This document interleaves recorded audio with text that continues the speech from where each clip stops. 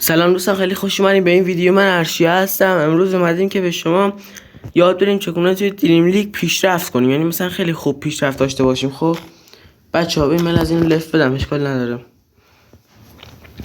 ببینید بچه‌ها، یعنی راهی میخوام بهتون بگم که نه بازیکن بخری پیشرفت کنی، نه کار دیگه ای کنی. خب فقط این روشی که من میخوام بگم و شاید کما بدونن، شاید کما مثلا داخل یوتیوب گفته باشن، میدونیم چه آدمای کمی توی یوتیوب به شما گفته باشن این روشو. خب بچه‌ها ببینید، الان مثلا شما تو لیگی دارید بازی میکنید. خب من روشی که میخوام بهتون بگم پیشرفت کنید که بیاید لیگ بالاتر.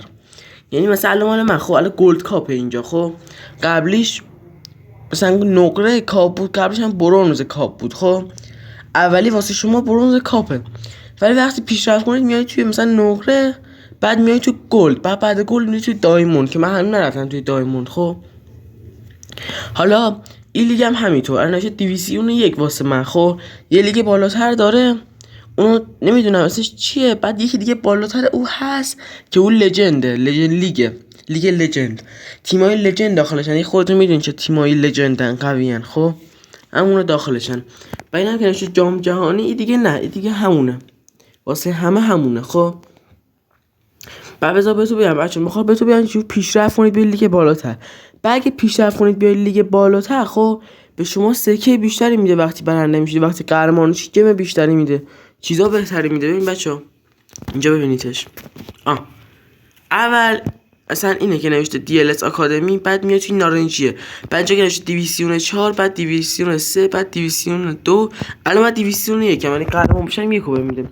بعد DLS چیه نوشته، بعدم لژندری، همینه. خب اینم همینطور، نگاه، برنز، اینم نقره، اینم گلد، اینم دایموند. دید بچه‌ها همین، اینو میخوام بیشتر. خب بعد استادیومتون رو ارتقا بدید. چگونه ارتقا بدیم؟ میاد داخلش ببین، اونجا که یک قرمز نوشته 70,000 تا، قشنگ دقت کنید. خب نوشته برای که بیای تو لیگ بالاتر باید حداقل استادیومت 70,000 تا جا بگیره، 70,000 تماشاگر.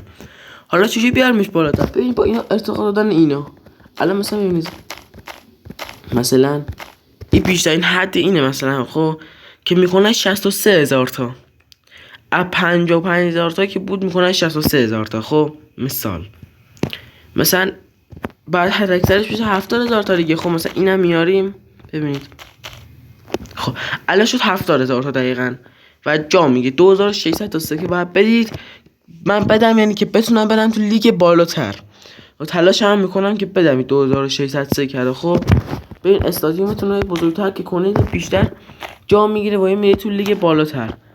به نظر من رو اینم قشنگ تمرکز داشته باشید، چون واقعا خیلی خوبه بچه‌ها. هیچ همش تو فکر خرید بازیکن و چیزا نباشید، تو فکر اینم باشید.